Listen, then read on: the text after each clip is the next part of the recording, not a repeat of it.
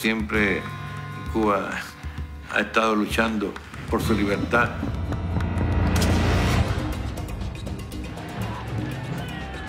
Il y a eu 100 000 morts, mais malgré la défaite, le pays a changé.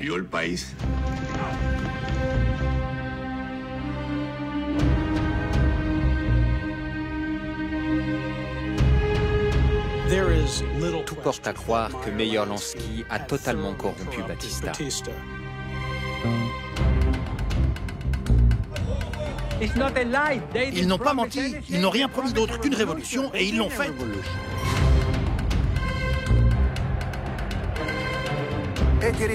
Ces gars-là allaient devenir soit des martyrs, soit des héros nationaux.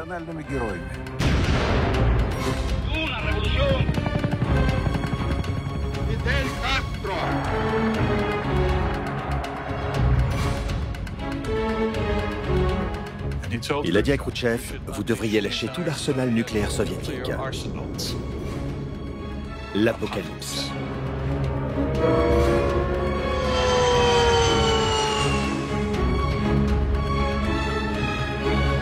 Kuba lässt sich nicht in den Knie zwingen.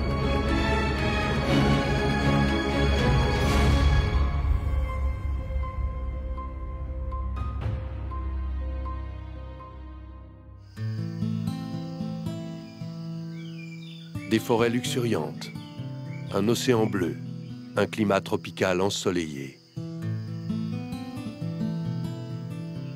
Cuba est une destination de vacances très appréciée depuis les années 1920.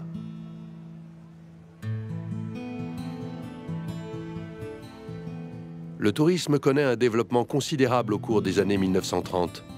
Les Américains surtout sont attirés par le prix modeste de la vie dans l'île et par l'alcool qui coule à flot.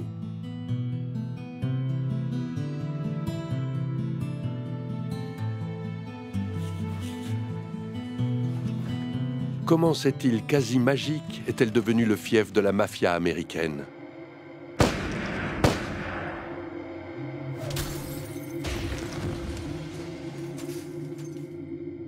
Comment Fidel Castro, un garçon élevé chez les jésuites, a-t-il été amené à prendre la tête d'une révolte armée? Et pourquoi toutes les réformes politiques ambitieuses sont-elles tombées à l'eau en moins d'une décennie? L'histoire de Cuba est marquée par 5 siècles de pauvreté et d'oppression. Mais les Cubains n'ont jamais abandonné leur rêve de liberté. Depuis 1934, Cuba est dirigé par des fantoches, aux ordres du général Fulgencio Batista. Avant de prendre le pouvoir par un coup d'État militaire, celui-ci était sous-officier. Il révoque de l'armée cubaine les officiers blancs d'ascendance espagnole. Pour la première fois, un descendant d'indigènes est à la tête de l'État. À l'origine, Batista était tout à fait apprécié à Cuba, pas seulement par la population dans son ensemble, mais plus particulièrement par les réseaux d'affaires, amicaux, familiaux. Il était très apprécié par eux.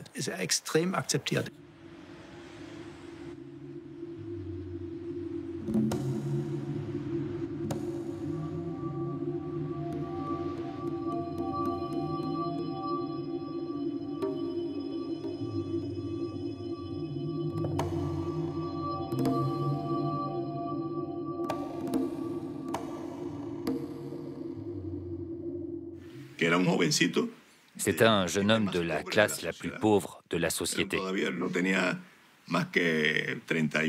Il s'est vendu à l'ambassadeur américain alors qu'il n'avait même pas 31 ans. Il s'est rendu et il a trahi son pays. Cuba est à moins de 150 km des côtes américaines. À Washington, les élites politiques sont surprises par le coup d'État de Batista. Il leur faut un certain temps avant de trouver un accord. Dans l'île, les entreprises américaines ont beaucoup investi dans l'agriculture, en particulier dans la canne à sucre. Il leur faut préserver leurs intérêts.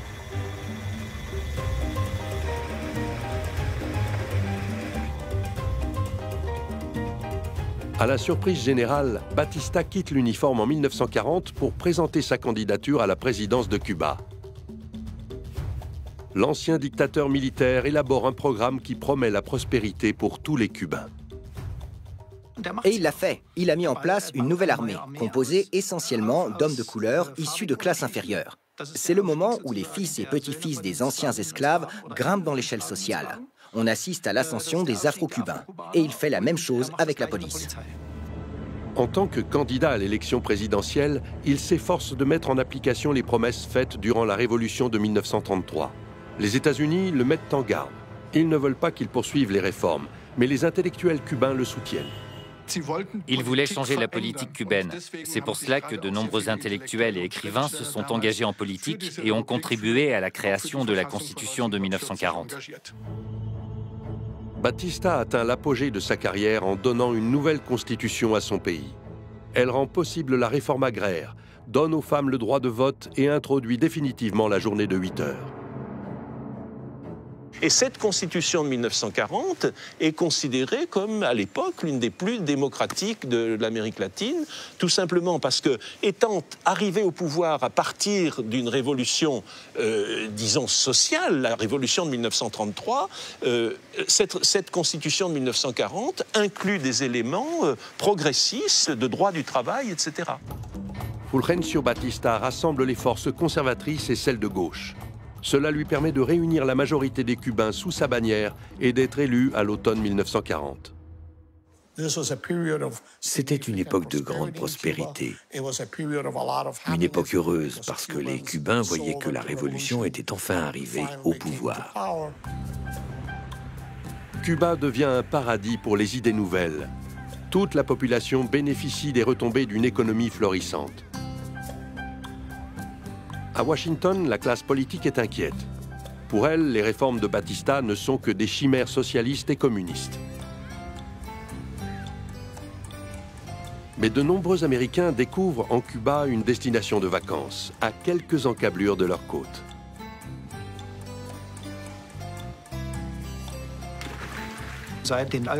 Dès l'entrée en vigueur de la prohibition, les Américains sont venus à Cuba pour boire de l'alcool. Les premières vagues de touristes arrivent dans les années 1920-1930 et les relations entre les deux pays se développent. Tout ce qui a été considéré comme luxurieux et pas très respectable se passait à Cuba et non aux États-Unis.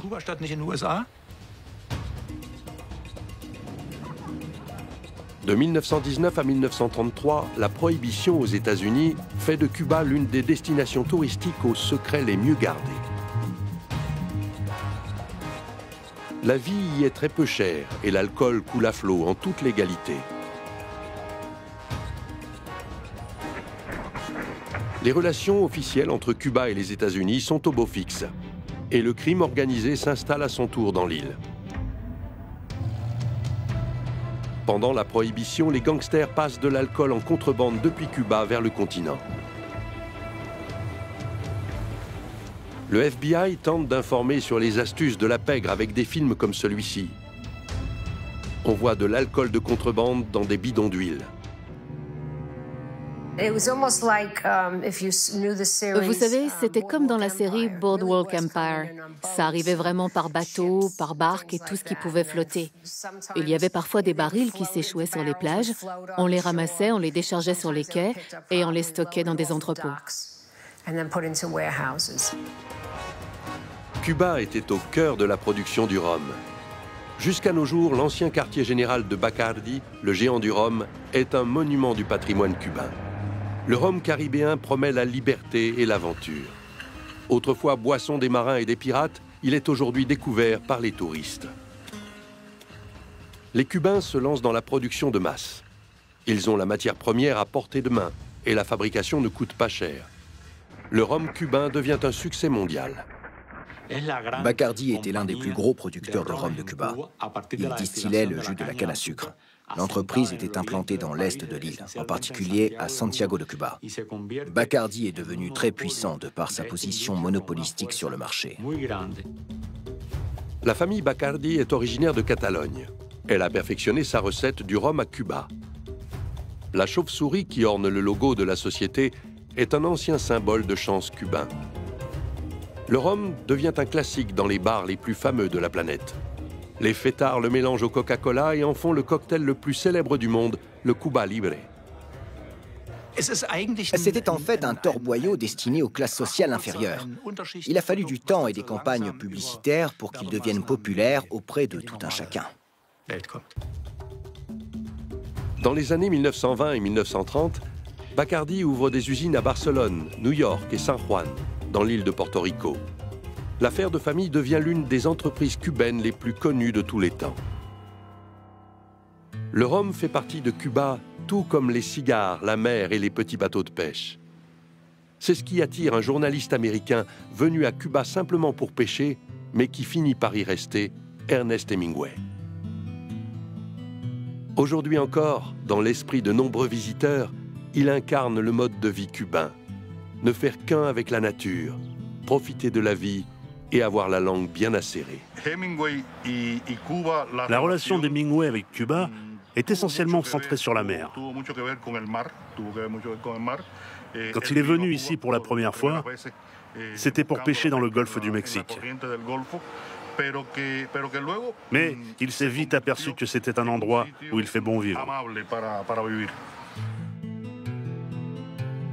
Hemingway passe de nombreuses années à Cuba. L'île lui inspire l'une de ses œuvres les plus célèbres, un roman qui parle d'un vieux pêcheur cubain.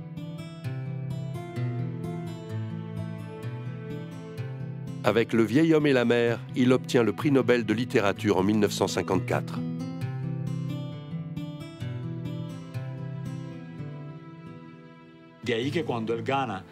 Lorsqu'il a reçu le prix Nobel, il l'a dédié au peuple cubain. Il était reconnaissant aux pêcheurs de lui avoir permis, lui, un étranger, de vivre parmi eux et de lui avoir inspiré cette œuvre.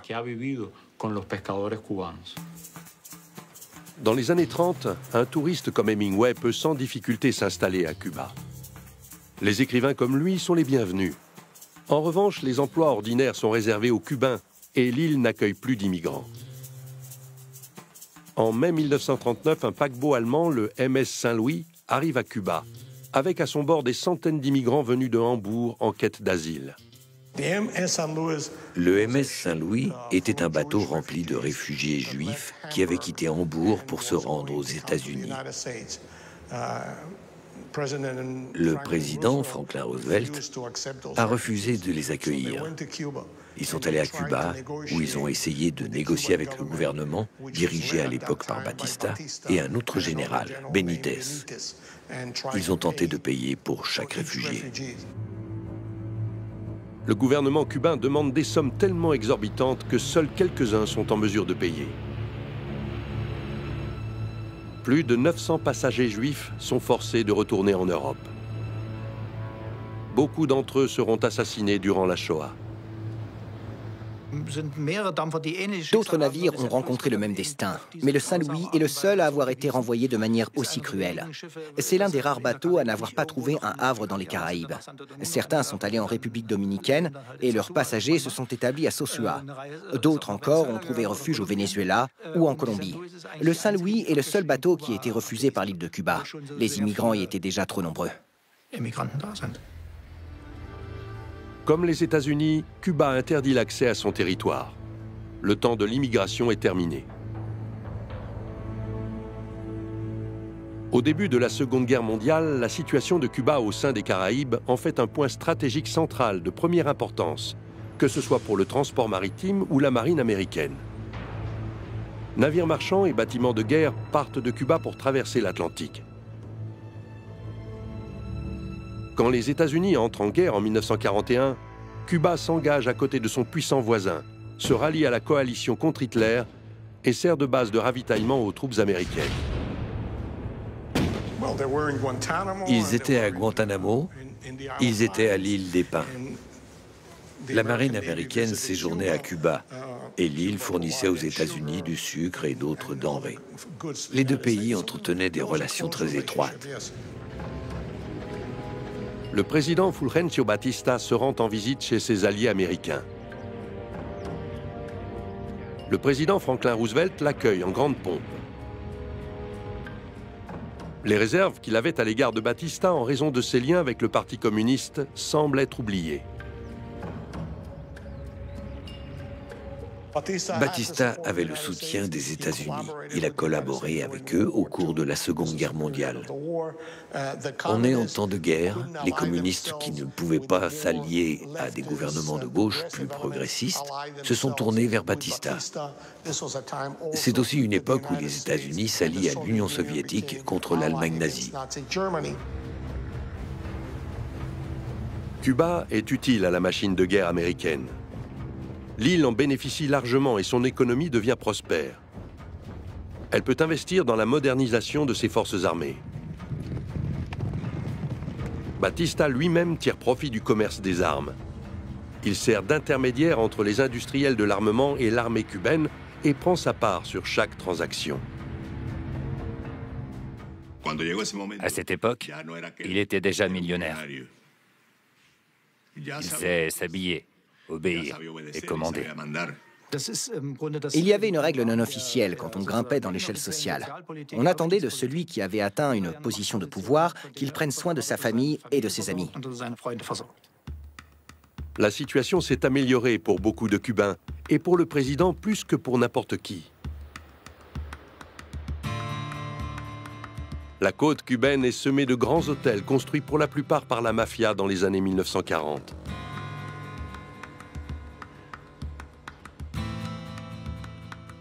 Le tourisme se développe et les Américains ouvrent de nombreuses salles de jeu dans les hôtels.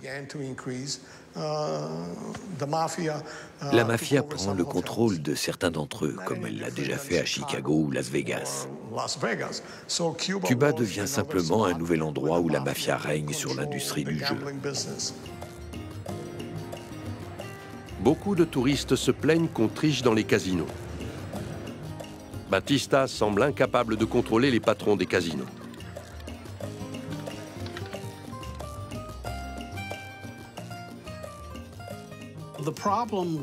La triche était un grave problème à La Havane.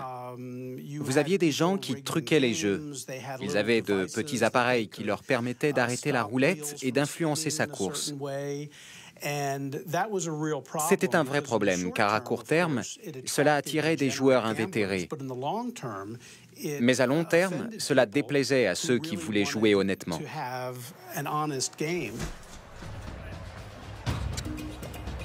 Batista veut arrêter la triche dans les casinos.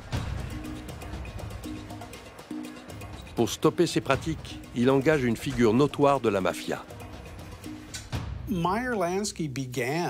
Meyer Lansky, au début, ne possédait pas de casino à Cuba.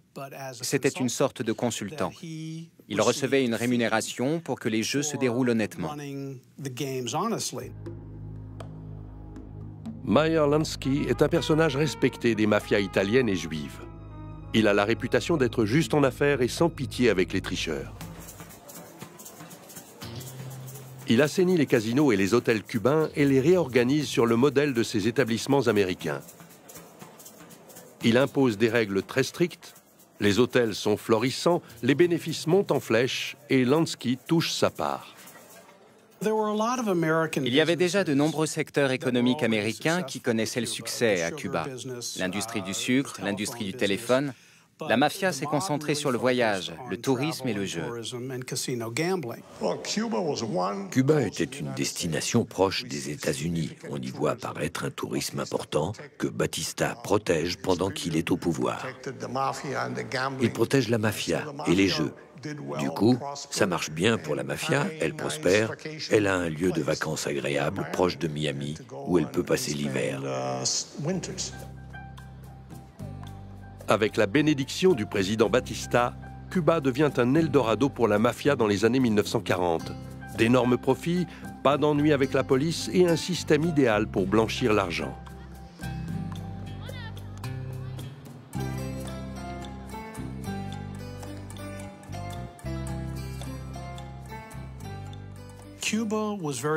Cuba était une île très attractive pour la mafia, car tout y était légal. Aux États-Unis, ils ne pouvaient pas faire grand-chose dans la légalité. L'argent était suivi, tracé. Mais à La Havane, la mafia pouvait construire des casinos et des hôtels en toute légalité. L'argent utilisé à cet effet n'avait pas été obtenu légalement aux États-Unis. Alors ils arrivaient à la Havane avec des sacs de marins remplis de cash et achetaient des hôtels et des casinos.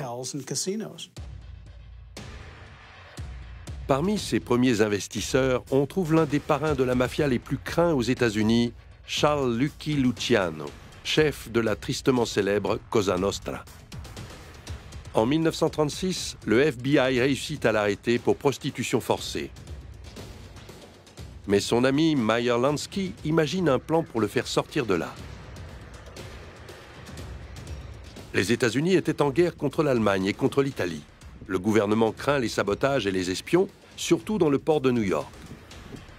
Or, tout le monde sait que les docks sont sous le contrôle des hommes de Luciano.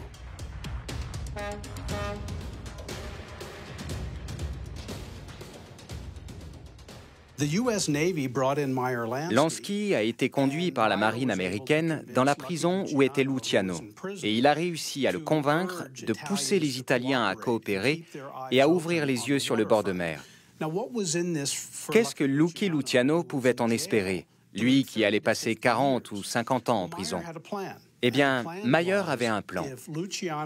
Si Luciano participait à l'effort de guerre, en donnant l'ordre d'aider à trouver les espions nazis, ainsi que des gens loyaux en Sicile, pour le moment où le général Patton l'envahirait, alors peut-être le laisserait-on sortir de prison. Les conditions pour que Luciano soit relâché sont simples. Il doit coopérer et ensuite il sera renvoyé vers son Italie natale à la fin de la guerre. En 1940, Fidel Castro, le futur chef révolutionnaire, a 14 ans. Son frère Raoul et lui sont les enfants illégitimes d'un riche propriétaire cubain.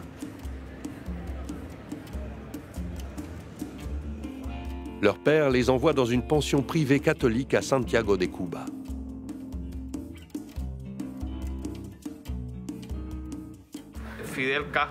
Fidel et Raoul Castro ont étudié chez les jésuites, comme moi. Être jésuite, ce n'est pas être catholique ou aller à la messe du dimanche. C'est une manière de comprendre le monde et de s'y projeter. C'est une école exclusivement de garçons. Sur cette photo, Fidel est à droite, un crayon à la bouche.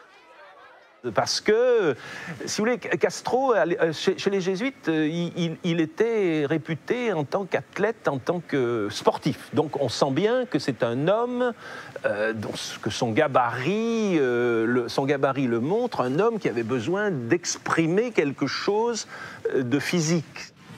Il trouve un exutoire à son esprit de compétition dans le sport, le baseball et le basket. Cela lui convient parfaitement. Au basket, il avait un tempérament à la Michael Jordan. Il était tout le temps dans la compétition. Fidel était un étudiant très rebelle. Il avait des revolvers avec lui dans son dortoir. Il se battait souvent avec d'autres étudiants. À l'adolescence, Fidel sort déjà du lot. Il ne tient pas en place, s'emporte facilement, mais il a de bons résultats. En 1944, le mandat présidentiel de Batista touche à sa fin. Il se retire de la politique, parcourt l'Amérique du Sud et s'installe en Floride, où il va mener une vie de luxe.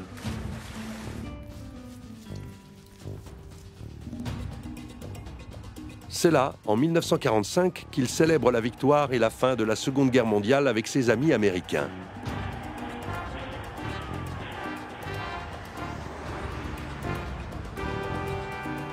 C'est Ramon Grau, son ancien compagnon révolutionnaire, qui succède à Batista. Mais le nouveau président ne fait pas grand-chose pour stopper le crime organisé.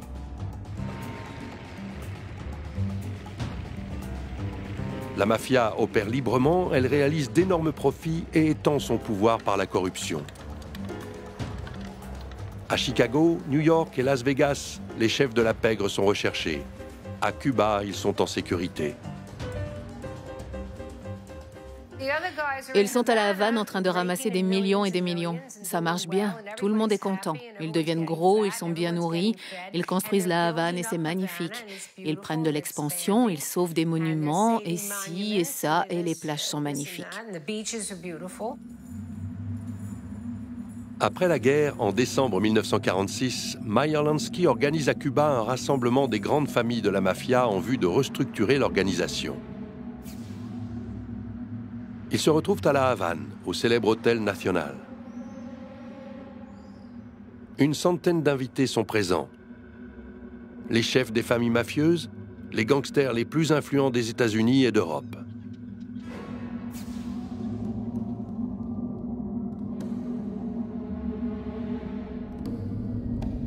Sous le soleil de Cuba, ils cherchent à résoudre, sans effusion de sang, leur désaccord sur la manière de partager le butin.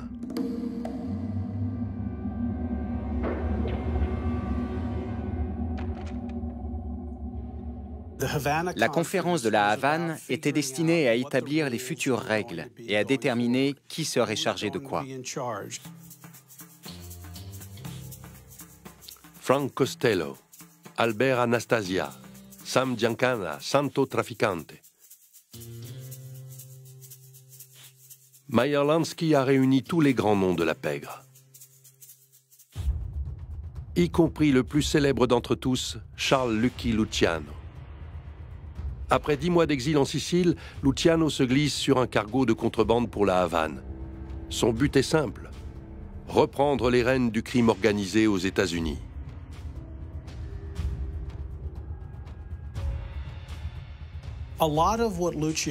Ce que Luciano voulait avant tout fixer lors de la conférence de la Havane de 1946, c'est quel serait son rôle. Il s'y est pris comme une sorte de diplomate.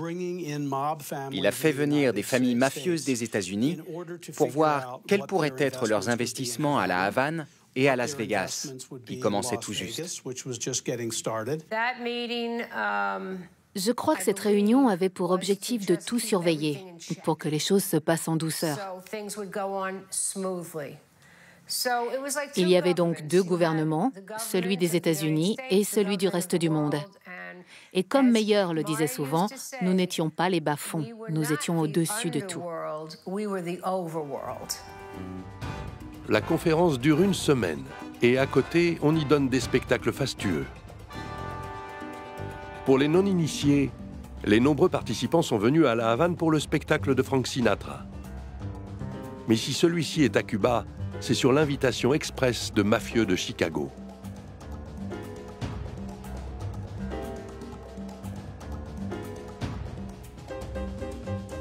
Durant la conférence, la police cubaine se tient à l'écart de l'Hôtel Nacional. Le gouvernement et les fonctionnaires sont tous mêlés à des pratiques douteuses.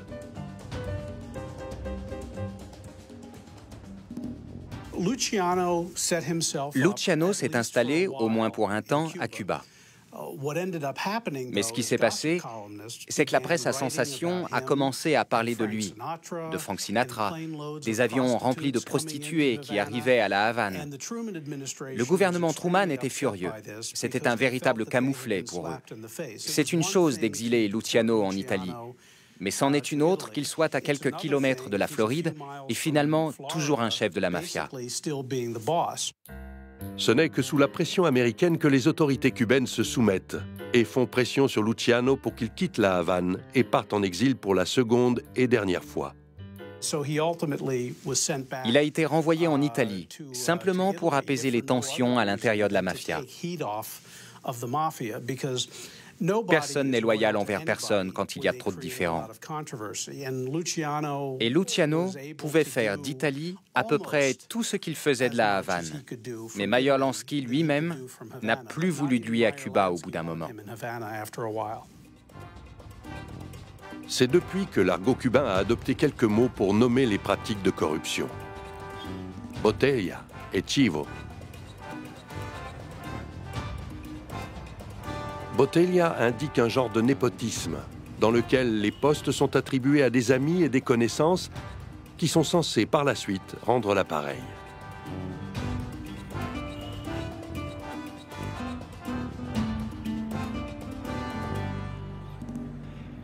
Chivo signifie schématiquement que l'on crée un emploi administratif fictif pour lequel quelqu'un est payé à ne rien faire. Cela crée une élite surrémunérée qui n'apporte aucune contribution à la société.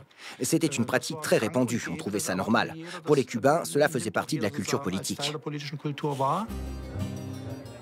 Une petite élite composée de militaires de haut rang, de dirigeants d'entreprises américaines et de leurs partenaires est la grande gagnante de l'après-guerre.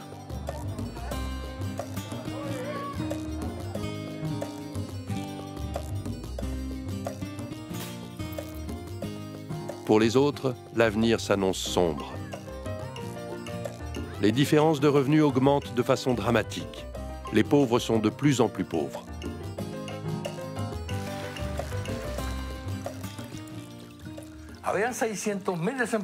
Il y avait 600 000 sans-emploi à l'époque, sur 7 millions de Cubains. C'était une honte, une véritable honte. Il racontait que Cuba était le 3e pays d'Amérique latine. Je n'ose pas imaginer dans quelle situation étaient les autres.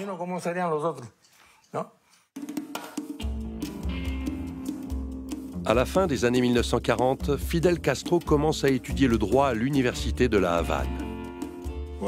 Se lancer dans le droit était assez banal. Il était très courant de choisir le droit ou la médecine à l'université de Cuba.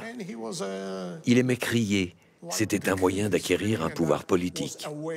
En d'autres termes, devenir avocat était une première étape pour devenir un dirigeant politique. Les universités sont un foyer de l'opposition contre le gouvernement cubain et la corruption qui y règne. Parmi les groupes de tendances différentes qui voient le jour, certains font allégeance envers les socialistes ou les communistes. À l'époque, c'est-à-dire en 1952 ou 1950, l'université de La Havane était très importante. C'était pratiquement la seule université du pays. L'université de La Havane est en effervescence, il y a des courants. On est vraiment dans la grande période latino-américaine où l'université est un espèce de quasiment de champ de bataille. Fidel Castro rejoint des groupes armés.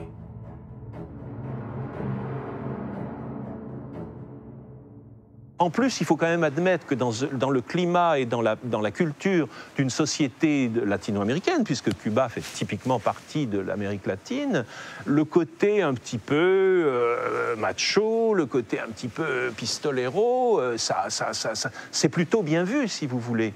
Donc voilà, il se trouve là-dedans parce qu'il est presque naturel qu'il s'y trouve, compte tenu, si vous voulez, de son côté bouillant, ardent et voulant trouver une place politique. Castro n'était qu'un dirigeant étudiant parmi les autres. Il avait la réputation d'être un gangster. Il adore cette période-là de sa vie, est très importante parce qu'il va découvrir justement l'art de constituer des troupes, d'avoir un clan, d'avoir des hommes autour de lui. Et c'est tout doucement, à travers cette période de l'université de La Havane, qu'il va devenir réellement un chef politique. En 1947, un soulèvement est en marche sur une île voisine. La République dominicaine est alors dirigée par un dictateur impitoyable. Les organisateurs de la révolte cherchent à obtenir le soutien des étudiants rebelles de La Havane. Fidel Castro et un groupe d'étudiants vont sur une petite île au large de Cuba, Cayo Confites, pour s'entraîner au maniement de la mitraillette, des cocktails Molotov, des grenades, avant de partir se battre. Le groupe d'étudiants se fait arrêter par les soldats cubains. Il n'atteindra jamais la République dominicaine. En 1948, peu après cette aventure, Castro quitte pour la première fois son île et va jusqu'à Bogota, en Colombie. Il veut s'éloigner un moment des autorités cubaines qui le surveillent de plus en plus près. Arrivé en Colombie, il se rend compte que ce pays rencontre les mêmes problèmes que Cuba. C'était une période de fermentation au sens latino-américain. Par exemple, Castro a été amené en tant que membre d'une délégation des étudiants cubains à se trouver, pas tout à fait par hasard, mais bien au-delà de ce qu'il avait imaginé au départ, pratiquement dans une révolution en Colombie, enfin à Bogota. Un candidat libéral aux élections présidentielles colombiennes est assassiné. Ses partisans descendent dans la rue, l'arme au poing. On compte plus de 600 morts dans les émeutes qui suivent. Fidel Castro et d'autres étudiants cubains se retrouvent au cœur de l'action. Au bout de 10 heures d'affrontement, les troupes gouvernementales mettent fin au soulèvement. Cette fois encore, Fidel Castro ne verra pas le succès de la révolution. Donc, il en revient un petit peu auréolé de celui qui s'est trouvé sur l'événement. Malgré cette défaite, sa volonté d'en découdre n'est pas entamée. Son diplôme en poche, il s'installe comme avocat et s'attache à défendre les pauvres. Mais une fois de plus, il échoue. Pendant très longtemps, y compris au cours de ses études universitaires, et malgré son charisme et ses dons d'orateur, Castro a été considéré comme un type qui échoue tout le temps. Ça fait partie de son histoire. Beaucoup le voyaient comme un de ces perdants, plein de grands rêves utopiques qui n'aboutissent jamais. Il échoue dans le métier d'avocat, il ne fait pas payer ses clients. Mais cela ne l'empêche pas d'avoir de grands projets pour sa vie privée. Il veut se marier. Il a rencontré ma sœur à l'université. Elle étudiait la philosophie et lui le droit. Vous savez ce que c'est? Ils étaient jeunes et ils se sont mis ensemble. En 1948, Fidel Castro épouse Mirta Díaz Balart. Le riche père de la jeune fille leur offre un voyage de noces à New York. Fidel Castro, à ce moment-là, quand il épouse Mirta Díaz Balart, eh bien, il devient lui-même un des grands bourgeois de la région qui, a priori, pourrait finir aussi lié à la bonne société. Fidel épouse la fille du futur ministre de l'Intérieur de Batista. Il était pratiquement le bras droit de Batista. Le jeune couple se dispute rapidement sur le terrain de la politique et de la vie privée.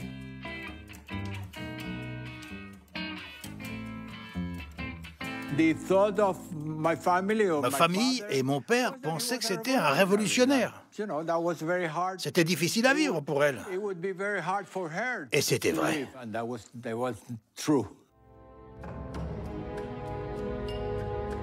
En 1952, l'ancien président Fulgencio Batista décide de rentrer à Cuba. Il veut se représenter aux élections présidentielles et relancer sa carrière politique.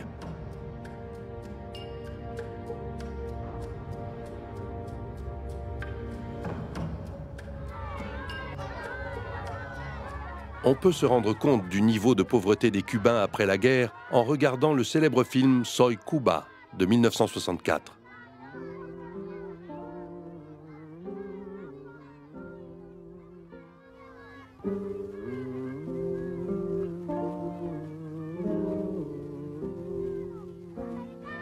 Le train de vie de Batista et de son clan est très différent.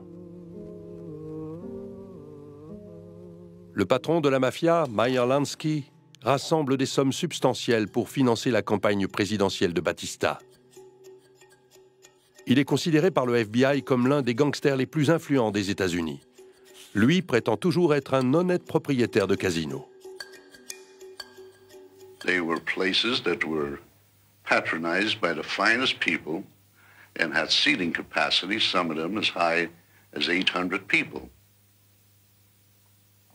And some of the finest people of the United States patronized these places. Also, your big charity balls were held there. And usually every year, the proms from that area were held there. Their fathers and mothers. There were not any nukes in some corner or somewheres. They were known all over America for their food and entertainment. Tout porte à croire que Meyer Lansky a totalement corrompu Batista. Il a reçu tous les ans des millions et des millions de dollars pour laisser la mafia faire tranquillement ses affaires. En somme, il était leur associé, ce qui lui a permis de mettre beaucoup d'argent de côté en Suisse et dans d'autres pays. Le retour de Batista s'avère plus compliqué que prévu. Les pronostics sur l'issue du scrutin sont incertains. Il semble que Batista soit sur le point de perdre. Ancien général, Batista a toujours des relations au sein de l'armée cubaine et avec des hommes influents de l'île. Ils ont investi sur lui, mais à présent, il semble que seul un nouveau coup d'État garantirait son accession au pouvoir.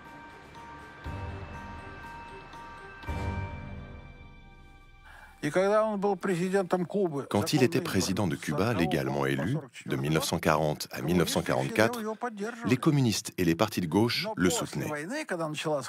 Mais après la Seconde Guerre mondiale, quand la guerre froide se met en place et qu'arrivent toutes ces tentations, il passe d'un seul coup du côté des États-Unis. Il a réprimé les forces de gauche et il est devenu naturellement l'ennemi de tous les révolutionnaires. En 1952, les Cubains étaient prêts pour une nouvelle élection. Ils l'attendaient. Batista a décidé, depuis Daytona, avec ses amis de l'armée, de prendre le pouvoir. Il pensait ne pas être élu. Il n'était pas populaire à Cuba. Il n'aurait pas été élu. Batista a fomenté un coup d'État parce qu'il n'allait pas être élu. Il avait peur que le parti du peuple cubain, les orthodoxes, l'emporte. Leur programme était de nettoyer Cuba de la corruption. Leur devise était « l'honneur avant l'argent ». Ils défendaient un idéal de pureté. Batista ne voulait pas que les orthodoxes arrivent au pouvoir. 3 mois avant les élections, Batista prend le pouvoir à l'issue d'un coup d'État militaire presque sans effusion de sang. Ses contacts dans l'armée l'aident à devenir une nouvelle fois le chef de l'État cubain. La constitution d'inspiration libérale qu'il a lui-même élaborée quelques années auparavant est mise de côté. Les Cubains, dans leur ensemble, ne s'attendaient pas à ce putsch, mais ils l'accueillent positivement. Personne n'a levé le petit doigt.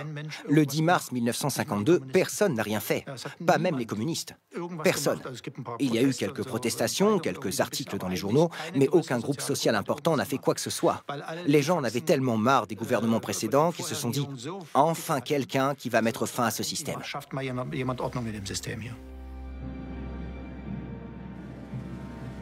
Les années précédentes ont été marquées par le scandale et la corruption. De nombreux Cubains voient en Batista un homme intègre, bien qu'il fasse de Meyer Lansky, le boss de la mafia, son ministre officieux du secteur des jeux. Il annonce vouloir discipliner la démocratie à Cuba.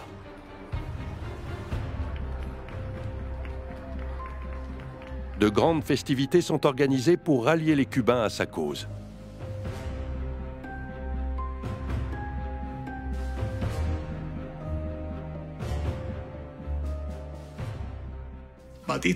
Batista a fait tout ce qu'il pouvait pour légitimer sa prise de pouvoir. Il n'a jamais fait ministre un homme issu de l'armée.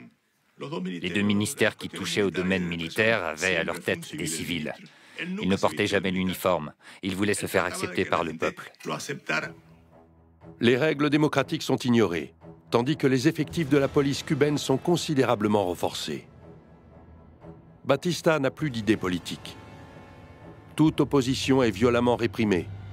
C'est ainsi que commence la dictature. Il a basculé. Il s'est mis à gouverner en dictateur. C'était une dictature sanglante qui régnait par la terreur.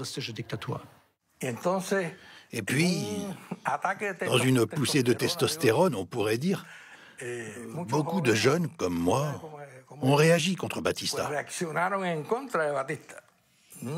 Pas pour des raisons politiques, mais parce qu'on se sentait humilié.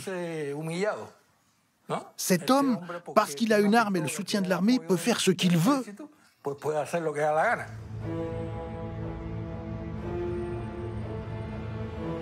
La mafia continue ses affaires, mais les grands investisseurs sont partis.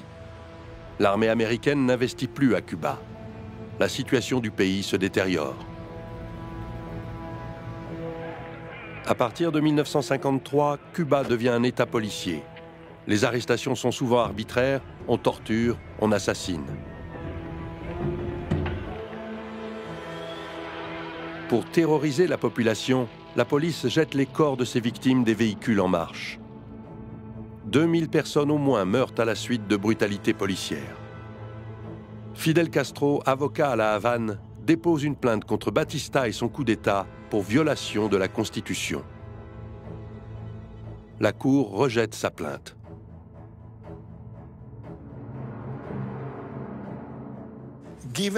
Comme en 1944, Batista avait autorisé des élections libres. Beaucoup s'attendaient à ce qu'il reste au pouvoir quelque temps, puis qu'il organise des élections. Mais à mesure que le temps passe, ils se rendent compte qu'il n'y en aura pas, qu'il veut garder le pouvoir. C'est alors que l'opposition commence à se développer. On est descendu dans la rue pour manifester contre Batista. On n'appartenait à aucun parti. On était de jeunes étudiants. Mais on savait, par nos proches et par nos parents, que le gouvernement de Batista était mauvais pour le peuple. Après avoir épuisé toutes les voies légales, Fidel Castro pense que seule une révolte armée peut mettre fin au régime de Batista. Aujourd'hui, à Santiago, la caserne de la Moncada est un musée. En 1953, c'est la deuxième base militaire de Cuba.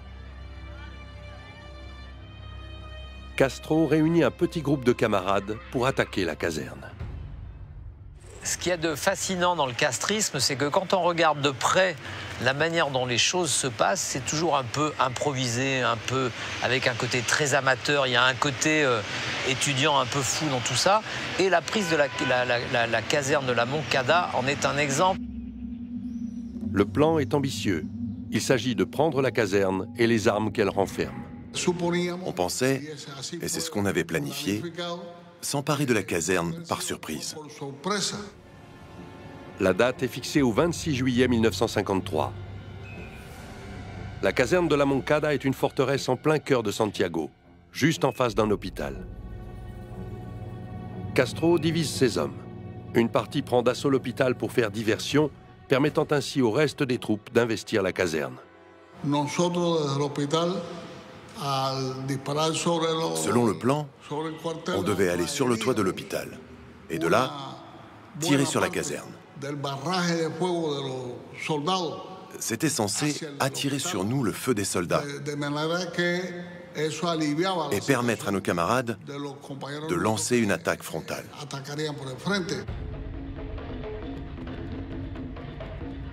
Les festivités du carnaval battent leur plein dans Santiago. Les hommes de Castro se dirigent vers la caserne.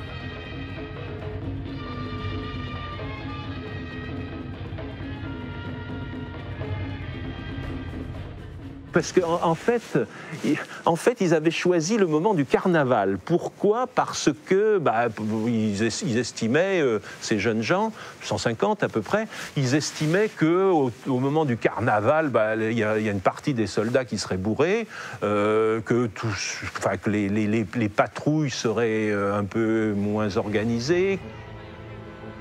Mais les choses tournent mal presque immédiatement.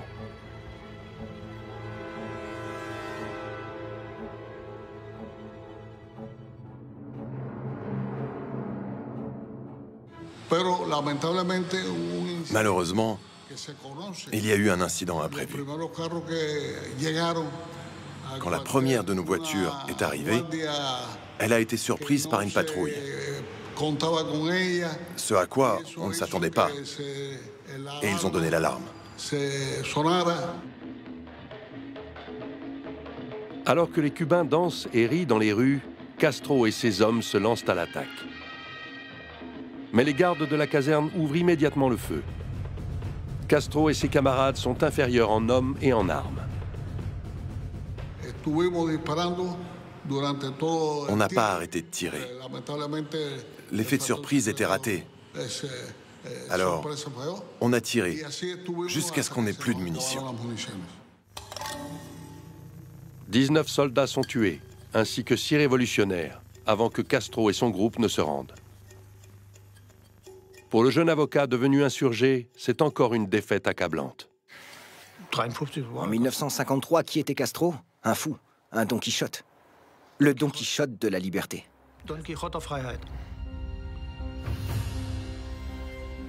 55 rebelles sont tués sur place après leur arrestation. Seuls quelques-uns parviennent à s'échapper. La plupart, dont Raoul, le frère de Castro, sont jugés. Personne ne s'attend à ce qu'ils aient un procès équitable. La révolution a été anéantie. L'État veut à présent montrer son pouvoir. Le lendemain de l'attaque, Fulgencio Batista visite la caserne de la Moncada. Il demande à voir les armes avec lesquelles on a tenté de renverser son régime.